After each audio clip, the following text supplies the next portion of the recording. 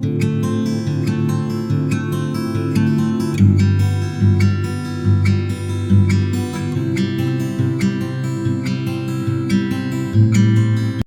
Everyone, welcome to my channel Toppers Biology. Toppers Biology में आप सबका स्वागत है। बच्चों, टॉपर्स बायोलॉजी की हमारी जो ऐप है Toppers Biology for NEET, it is now available on Play Store. So you can download my app from Play Store, या तो नीचे मैंने डिस्क्रिप्शन में लिंक दी हुई है, उस लिंक के थ्रू भी आप मेरी app Toppers Biology for NEET को डाउनलोड कर सकते हो। और इस ऐप के थ्रू आप घर बैठे फ्री ऑनलाइन बायोलॉजी के लेक्चर आप दे सकते हो। नीट के लिए, आपकी बोर्ड के एग्जाम के लिए, स्टैंडर्ड 11 के एग्जाम के लिए आप घर बैठे मॉक टेस्ट आप देख सकते हो, पीडीएफ डाउनलोड कर सकते हो। So please download my app Toppers Biology for NEET. Okay, so now बच्चों, ये तो हो गया मतलब हमारा प्रमोशन। सो आज हम क्या पढ़ने वाले उसकी हम बात करते हैं। तो today we are going to learn standard 11th respiration in plant. So today's topic is Krebs cycle.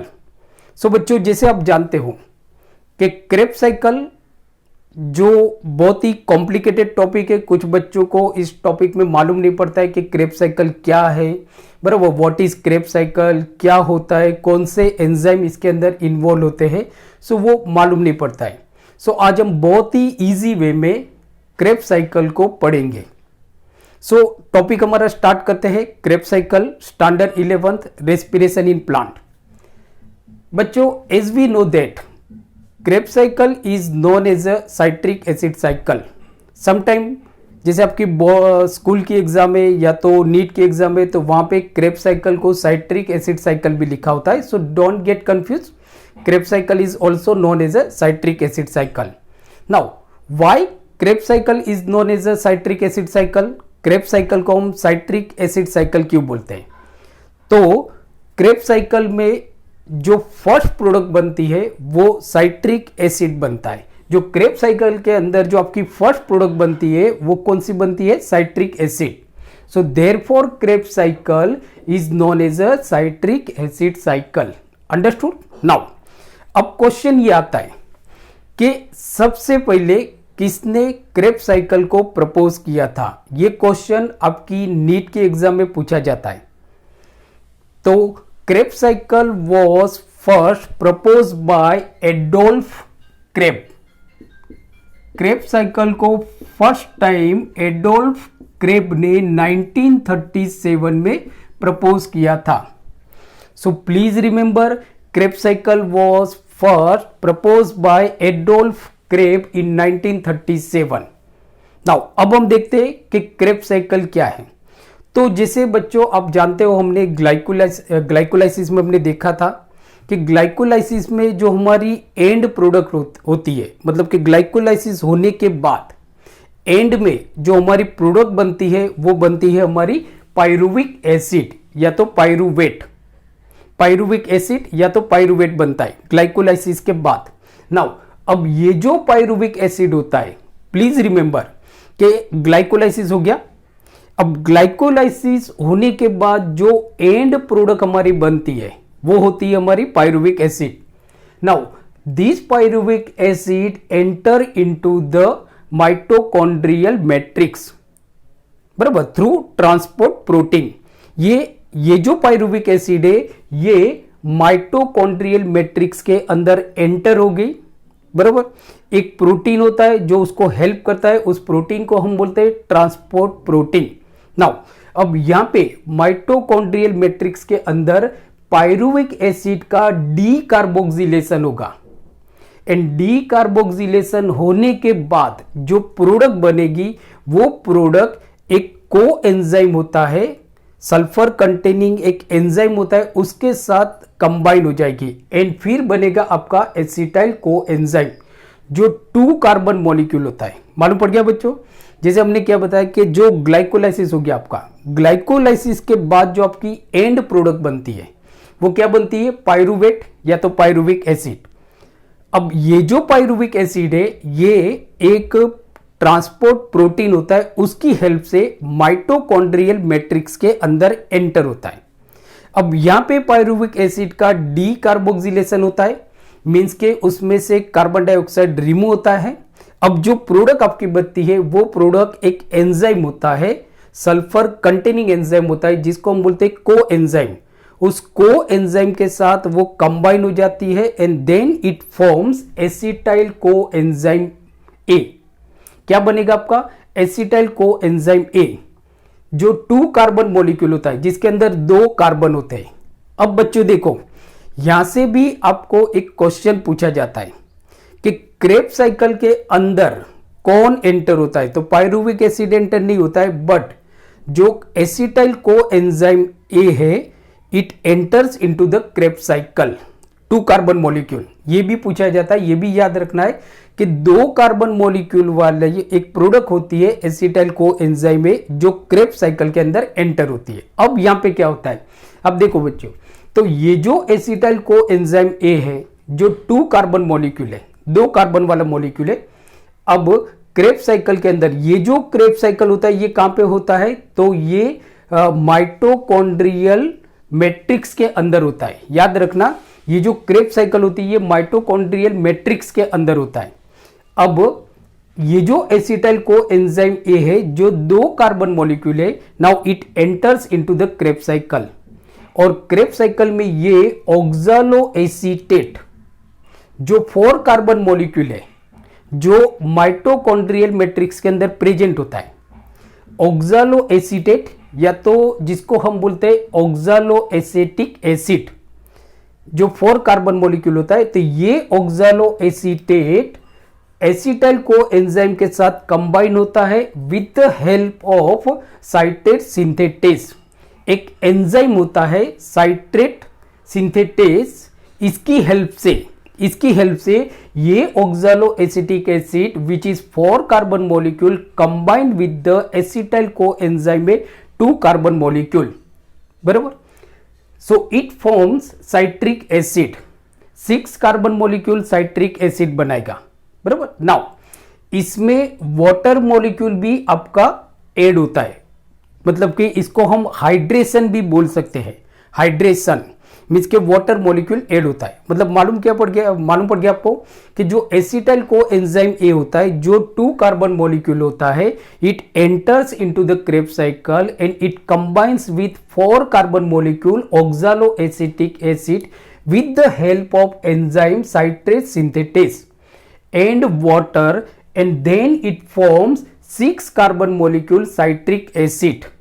Therefore Krebs cycle is known as a citric acid cycle. इसके लिए इसको हम citric acid cycle बोलते हैं, बराबर। नाउ कोएंजाइम ए वापस matrix के अंदर एंटर हो जाएगा, मतलब यहाँ पे कोएंजाइम ए एंटर हो गया, सॉरी ये जो कोएंजाइम ए है ये ऑक्सालो एसिटिक एसिड के साथ कंबाइन हो गया। नाउ कोएंजाइम ए रिमूव हो गया, मतलब कि वापस वो मैट्रिक्स के अंदर चला गया। अब आप देखो 2 carbon plus 4 carbon, so it forms 6 carbon molecule, 6 carbon molecule. अब यहां से भी आपको क्वेश्चन पूछा जाएगा नीट की एग्जाम में, which is the first product form in Krebs cycle. Krebs cycle में फर्स्ट कौन सी प्रोडक्ट बनती है? So that is citric acid cycle, and therefore Krebs cycle is known as a citric acid cycle. Understood? यहां तक आपको मालूम पड़ गया?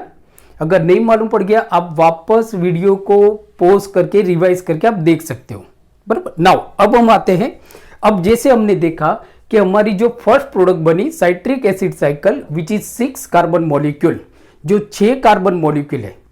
अब यहां पे ये जो साइट्रिक एसिड साइकिल है इसका डिहाइड्रेशन होगा, बराबर, मतलब कि रीअरेंजमेंट होगा, कुछ होगा नहीं, जस्ट रीऑर्गेनाइजेशन होगा। So citric acid cycle is converted into cis aconitate.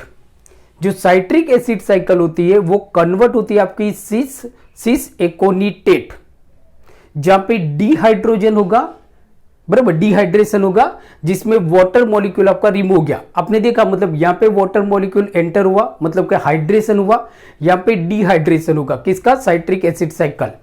So now citric acid cycle is converted into cis aconitate with the help of enzyme aconitase, बराबर, एकोनिटेस, एंड एक आयन होता है वो भी इसके अंदर इन्वॉल्व होता है, that is Fe ion. Fe ion is also involve. So यहां से आपको ये क्वेश्चन पूछा जाएगा कि जो साइट्रिक एसिड साइकिल होती है, साइट्रिक एसिड जो होता है it is converted into cis aconitate या तो सिस एकोनिटिक एसिड. बराबर. तो इसमें कौन सा आयन इन्वॉल्व होता है, तो दैट इज Fe आयन. बराबर. Fe ion. नाउ तो अब क्या हो गया कि आपका जो साइट्रिक एसिड साइकिल है it is converted into cis aconitate. Now cis aconitate is also 6 carbon molecule. ये 6 कार्बन मॉलिक्यूल है, मतलब यहां पे कोई भी कार्बन रिमूव नहीं हो रहा है या तो हाइड्रोजन यहां पे अटैच नहीं हो रहा है. यहां पे जस्ट रीअरेंजमेंट हो रहा है, जस्ट रीअरेंजमेंट हो रहा है साइट्रिक एसिड साइकिल का. नाउ ये जो मतलब जो वाटर का मॉलिक्यूल रिमूव हो गया, मतलब कि डिहाइड्रेशन हुआ, dehydration, water molecule remove. Now sis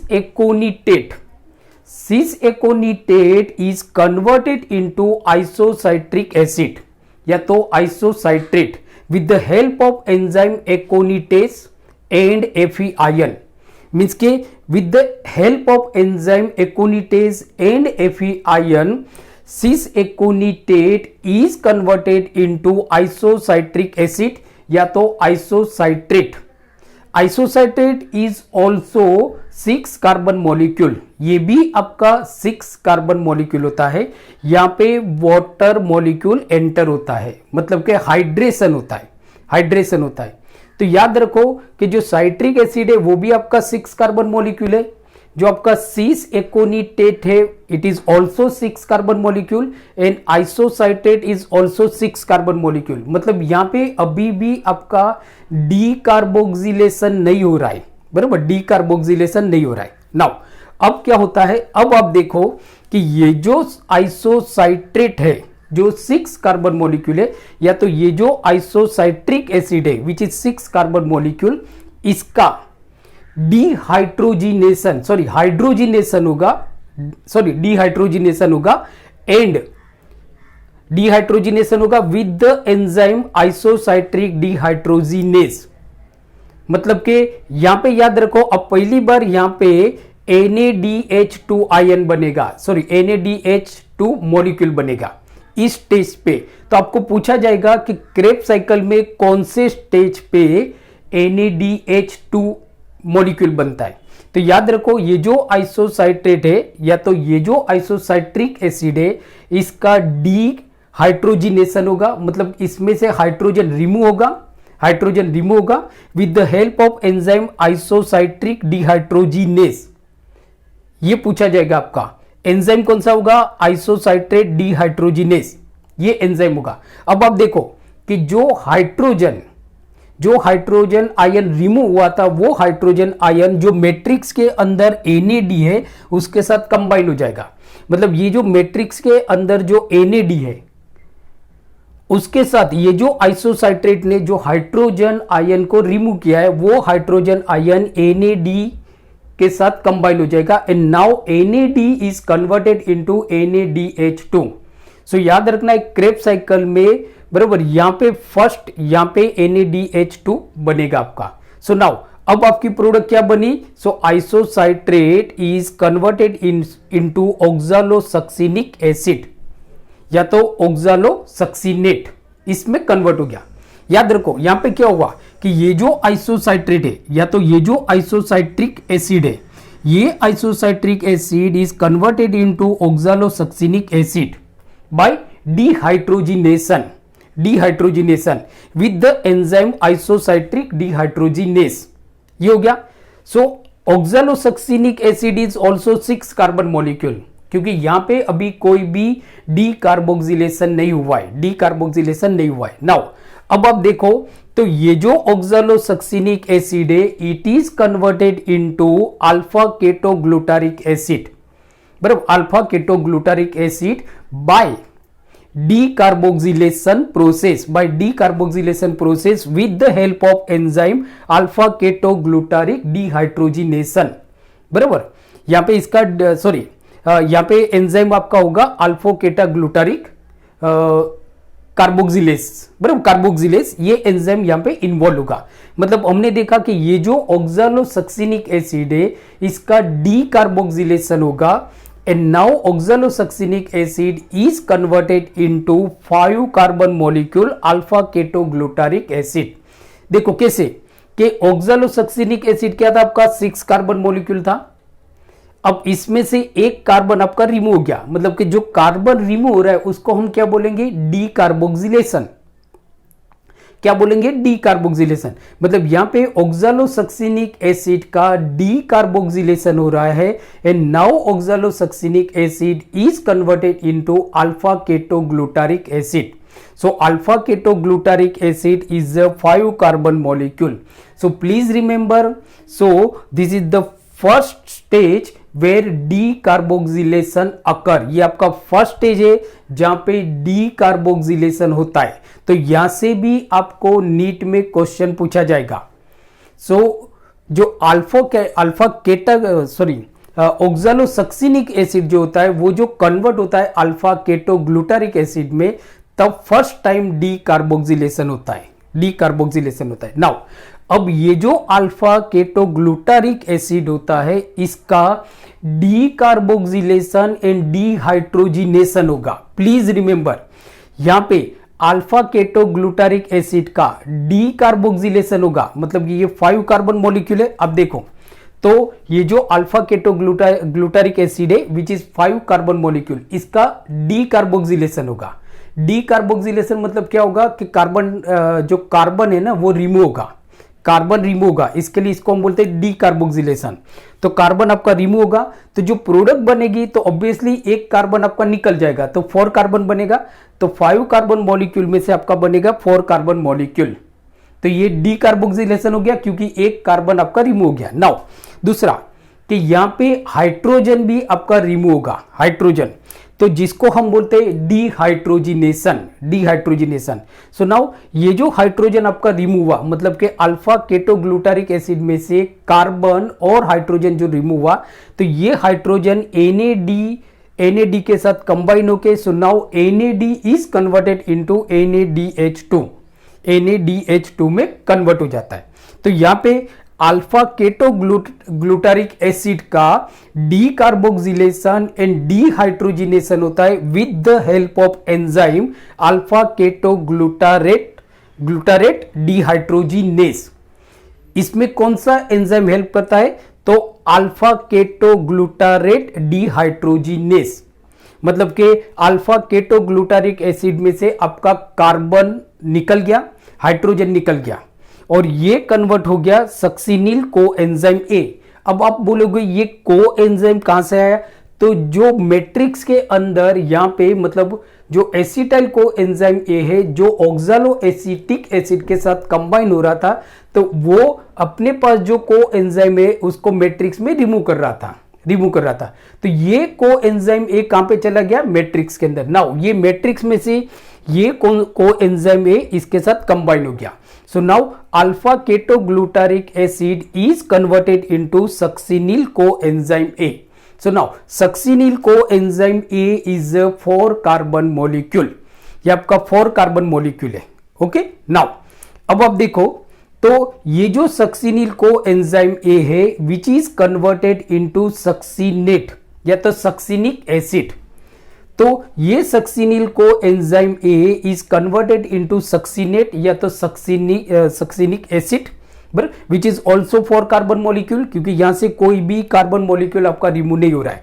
but ये जो कोएंजाइम ए है जो अल्फा केटोग्लूटारिक एसिड जो कन्वर्ट हो रहा था सक्सिनिक एसिड में, सक्सिनाइल कोएंजाइम में, उसके साथ कंबाइन हो गया। अब ये सक्सिनाइल कोएंजाइम ए जो कन्वर्ट हो रहा है सक्सिनेट, तो तब ये कोएंजाइम ए वापस मैट्रिक्स के अंदर रिमूव हो जाता है, मैट्रिक्स के अंदर चला जाता है, मतलब रिमूव होता है।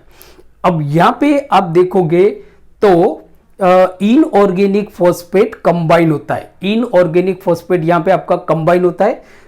तो ADP is convert ADP plus inorganic phosphate, so it form ATP। तो यहां पे आप देखोगे तो फर्स्ट ATP मॉलिक्यूल बनेगा। तो ये क्वेश्चन आपको पूछा जाएगा कि क्रेब्स साइकिल में सबसे पहली बार किस स्टेज में एटीपी बनता है, एटीपी बनता है। सो जब सक्सिनिल को enzyme A is converted into succinic acid for carbon molecule, so ATP is form, ATP बनेगा आपका। नाउ अब ये जो सक्सिनेट है, ये succinate is converted into fumarate या तो फ्यूमरिक एसिड। तो succinate is converted into fumarate या तो फ्यूमरिक एसिड, फ्यूमरिक एसिड। यहां पे भी डिहाइड्रोजिनेशन होगा, मतलब हम ऐसा बोल सकते हैं कि succinate is converted into fumarate by the dehydrogenation, dehydrogenation with the help of enzyme succinate dehydrogenase, dehydrogenase. तो जो हाइड्रोजन आयन जो आपका रिमूव हुआ था, नाउ ये हाइड्रोजन आयन मैट्रिक्स में जो FAD है उसके साथ कंबाइन हो जाता है and then it forms FADH2, FADH2। It is very very important question. यहां से आपको बहुत ही एक इंपॉर्टेंट क्वेश्चन पूछा जाता है कि क्रेब्स साइकिल में this is the only stage where FADH2 form. In Krebs cycle this is the only stage where FADH2 form.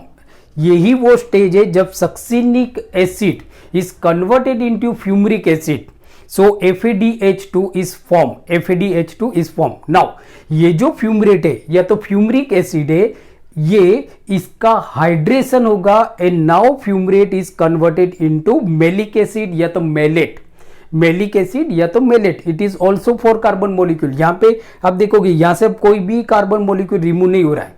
So now fumaric acid is converted into malic acid, बराबर, by hydration, by hydration with the help of enzyme fumarase, with the help of enzyme fumarase.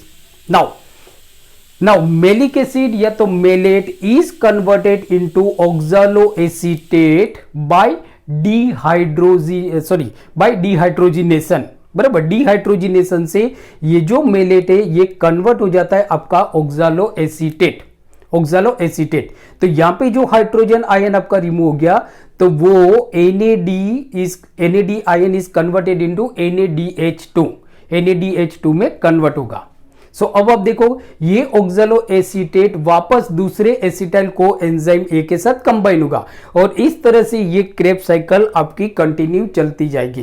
तो आपको याद रखना है कि कौन कौन से स्टेज पे वाटर मॉलिक्यूल रिमूव होता है और कौन कौन से स्टेज पे वाटर मॉलिक्यूल एंटर होता है। FADH आयन बनता है, ATP बनता है, NADH होता है, कार्बन डाइऑक्साइड कार्बोक्सिलेशन होता है। ये आपको याद रखना है। जैसे मैं वापस हम बता देते हैं कि जैसे हमने देखा कि जो ग्लाइकोलाइसिस होता है तो ग्लाइकोलाइसिस की जो हमारी एंड प्रोडक्ट होती है वो होती है पायरुविक एसिड। नाउ ये पायरुविक एसिड माइटोकॉन्ड्रियल मैट्रिक्स के अंदर एंटर होगी with the help of enzyme transport protein, बराबर। और यहां पे इसका कार्बोक्सिलेशन होगा, डीकार्बोक्सिलेशन होगा और जो प्रोडक्ट बनेगी वो sulphur containing enzyme coenzyme A के साथ कंबाइन होगा and then it forms acetyl coenzyme A. So actually ये जो एसिटाइल को एंजाइम ए है it enters into the Krebs cycle, ये क्रेब्स साइकिल के अंदर एंटर होता है एंड देन ये आपकी पूरी प्रोडक्ट बनती है। सो आई होप आपको बहुत अच्छी तरह से मालूम पड़ गया होगा। So thank you very much for watching my channel. Keep watching, keep study and thank you, thank you.